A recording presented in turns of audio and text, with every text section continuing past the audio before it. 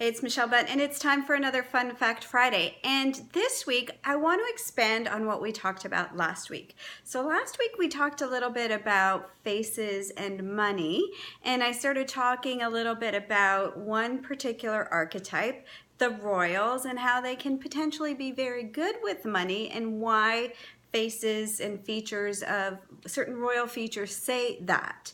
But what I had was some feedback from people who said, hey, I'm a royal and I'm not necessarily so good with money sometimes. So are you wrong? Which, no, that is not the case necessarily. The thing is that our life experience impacts everything we do. And there is also always potentiality in the face. So that means certain features give you the potential to be really, have a real acumen for something, but also to be on the other end of the spectrum. So yes, people with strong royal features have the potential to be very good with money because they're detail-oriented, they can have a shrewd nature, they are very cognizant of the environment and feeling things out, so they have a really good intuition. But they also have this need to make things okay between other people. They need to manage the energy of the room really, really well in order to be in a room with other people. So that can put them in a position where sometimes they're overly accommodating and they put their needs behind the needs of others just so that they can stay in contact with other people. And sometimes that means they say yes to things that might not be as financially sound for them as they should. I hope that makes sense, because they're tapping into this strong need to manage energy.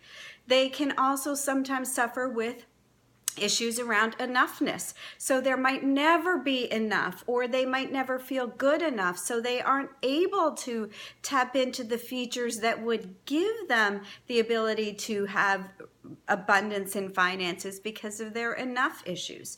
So it doesn't mean that if you're a royal and you're not particularly good with money, that one, your features are lying to you, or I am, that I'm not right.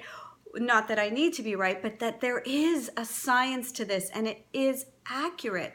But what can be happening is that you aren't tapping in to the strength of the feature. You might be tapping into the challenge of the feature, and that's why things aren't going the way they could potentially be going in a positive direction for you. And that's where the work and coaches come in to help you understand all the spectrum of potentials that your features say to you in terms of how you can manage money or manage stress or manage all other types of life experiences, and how well you're doing at that. Are you in this great place of it, or are you in the challenge place of it? And how do we move you through the spectrum? Sometimes it's awareness. Like, oh, I didn't know I had this ability. Now that I know, I'm going to stop tapping into all my aspects of things that aren't strengths of that. And so that is how it works. And hopefully that gives you some explanation. Hopefully if you're royal, that gives you some comfort and some motivation to figure out what's going on or to tap into those strength features. And we will talk about this particular topic more in future weeks for other archetypes too, because those of you that aren't royals, I'm sure you're curious about your face and money and finances and everything. Anyway, I'm Michelle Butt. I will see you next week. Have a great weekend. Bye for now.